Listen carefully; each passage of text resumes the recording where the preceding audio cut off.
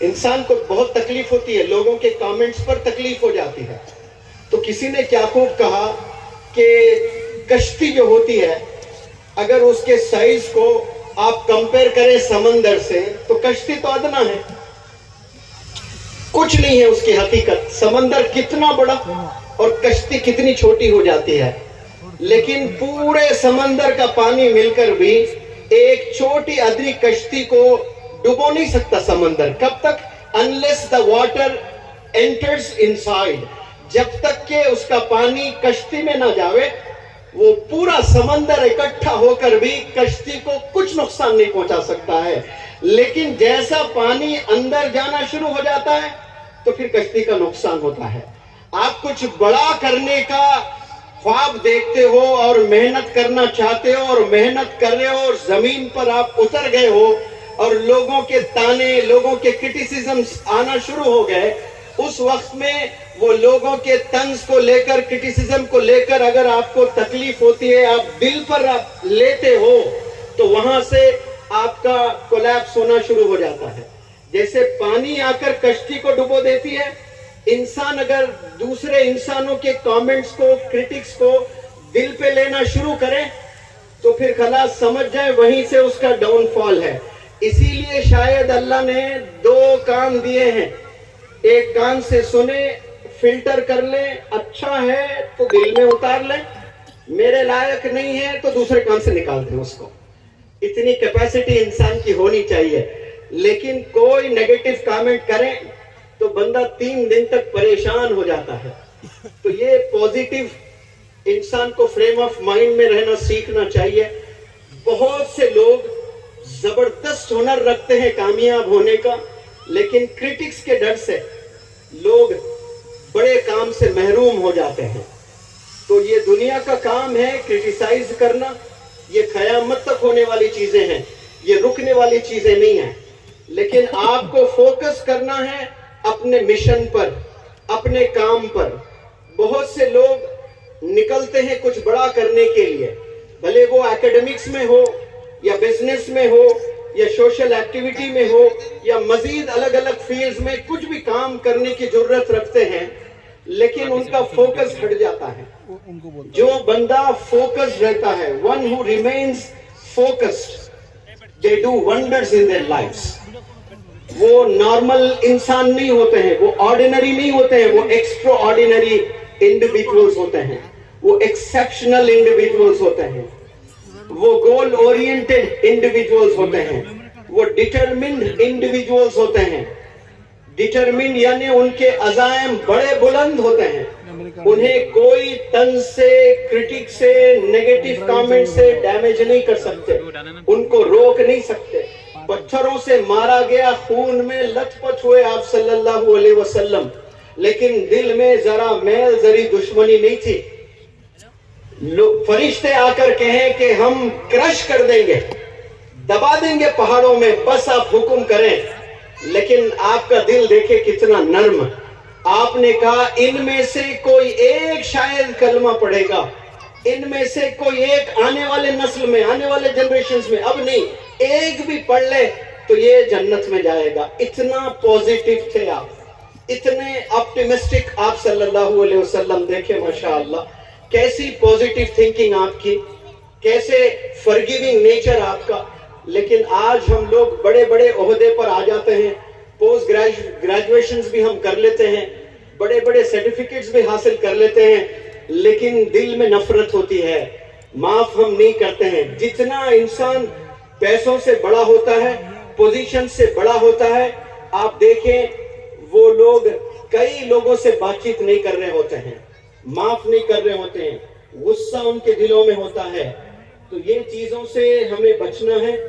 बहरहाल यहाँ जितने यंगस्टर्स आए हैं, मैं वो तमाम यंगस्टर्स को बड़े अच्छे मैसेजेस देना चाहता हूँ।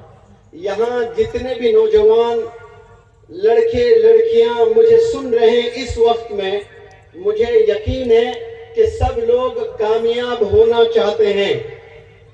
कामयाब जो होना चाहते हैं, चाहत से हर चीज नहीं मिलती है, वरना हर एक को हर चीज चाहिए।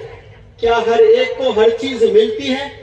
नहीं मिलती है। तो फिर हर एक को हर चीज जब नहीं मिलती है तो कुछ लोग को कुछ चीज मिलती है और बहुत सी चीजें भी मिलती है। वो कैसे मिलती है? उनका जुनून होता है, उसमें उनका पागलपन होता है, उनकी दीवानगी होती है।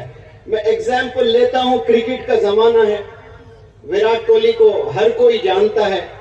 विराट कोहली की उम्र क्या है? विराट कोहली की उम्र कोई बताए? 12 साल है, 18 साल है, या 22 साल है, या 26 साल है? कितने साल हो सकते हैं विराट कोहली के? आप बताएं। 26 है, 30 के ऊपर है, 33, 34 कुछ है। कमर का नाप लीजिए उसका और आपके कमर का लीजिए। वो सुराई, आप घड़ा। कितना फिटनेस पे काम कर रहा है, कितनी कमर होगी उसकी? 28, 30, 32 मुश्किल के। या हमारे बच्चे 16 साल के हैं, टेलर के पास में गए तो दोनों लेके मेजरमेंट गोल घूमना पड़ता उसको। पेट अगर खुजाए तो बेचारा पेट नहीं खुजा सकता, पहले हाथ 3 बार ऐसे ऐसे, फिर ऐसे ऐसे करके ऐसे खुजाना पड़ता है, फिर इतना बड़ा पेट। खूब खाने में हमारी कौम, हंसाने के लिए नहीं कह रहा हूँ, मुसलमान जो वक्त आज गुजार रहा है, कबाबों में गुजार रहा है, शराबों में गुजार रहा है, बिरयानियों में गुजार रहा है, जोमेटो में गुजार रहा है, पता नहीं और क्या क्या चीजें हैं। पूरा वक्त खानों में लगता है, जबकि वक्त लगना है किताबों में। किताबों में आपको जिंदगी गुजारना है। कामयाब अगर होना चाहते हो और कामयाबी में इज्जत चाहते हो आप, तो याद रखें जो अल्लाह का पहला मैसेज मैनकाइंड के लिए आया है कि इक़रा, इल्म हासिल कर, दीन और दुनिया का, अपने कैरेक्टर को बेहतर फरमा, अपने इल्म को बेहतर फरमा, अपने कॉन्फिडेंस को बेहतर। ये जो बंदे एजुकेशन में अपने कदम बढ़ाते हैं, स्किल्स डेवलपमेंट में अपनी जवानी गुजारते हैं, और जो किताबों में अपनी जिंदगी गुजर जाती है, वही कल के लीडर्स हैं। मैं हमेशा कहता हूं, today's reader is tomorrow's leader. I repeat, today's reader is tomorrow's leader. आज जो बचपन में, जवानी में, किताबों में वक्त गुजरता जिनका है, वही कल के कायद हैं, वही कल के लीडर्स हैं। उन्हीं के हाथ में हुकूमतें होनी चाहिए। वही इंसाफ करेंगे जिनके पास में इल्म होता है, जिनके पास में जज्बा होता है, जिनके पास में कंपैशन होता है, वो लीड करने लायक बनते हैं। वरना जिनके पास में इल्म नहीं है, जिनके पास में विजडम नहीं है, उनके हाथों में अगर हुकूमत चले जाए तो वो लीड करने लायक नहीं होते हैं। अगर आपने लीडर बनना है, लीड करना है, लीडर सिर्फ प्राइम मिनिस्टर को नहीं कहते हैं, चीफ मिनिस्टर को नहीं कहते हैं। घर में वालिद लीडर है, वालिद नहीं है, ऑफिस को गए हैं तो माँ लीडर हो जाती है, माँ नहीं है तो बड़ा भाई लीडर होता है। तो सब ने लीडरशिप स्किल सीखना है, सब काबिल बनना है, सबके पास इल्म का होना बेहद जरूरी है। लेकिन जो छोटे छोटे बच्चे हैं, जो 10 साल, 11 साल, 12 साल, ये जो बचपन में जो बच्चे अपना वक्त गुजार रहे हैं, थोड़ा सा आप लोग स्टडी करें। यहाँ के जो जिम्मेदारान हैं, उलमा हजरात हैं, कुछ प्रोफेसर्स हैं, कुछ और रिटायर्ड गवर्नमेंट ऑफिशियल्स हैं, एक कमेटी बनाएं, कम से कम 500 घरों में जाएं और जो 10 और 15 साल के बीच के जो बच्चे हैं, उनका 24 घंटे कैसे गुजरता है उस पर सर्वे करें। आपको पता चलेगा कि एक एक बच्चा दिन में 8-8 घंटे फोन पर गुजार रहा होता है। मैकडॉनल्ड्स की जिद करता है कि मुझे मैकडॉनल्ड्स ले जाएं, मुझे KFC ले जाएं, या फिर क्रिकेट ग्राउंड में उसकी जिंदगी गुजर रही होती है, या फिर कंप्यूटर स्टेशंस में कंप्यूटर गेम्स खेलते हुए उसकी जिंदगी गुजर रही होती है, या फिर दोस्तों के साथ आवारागर्दी करते हुए उसकी जिंदगी गुजर रही होती है।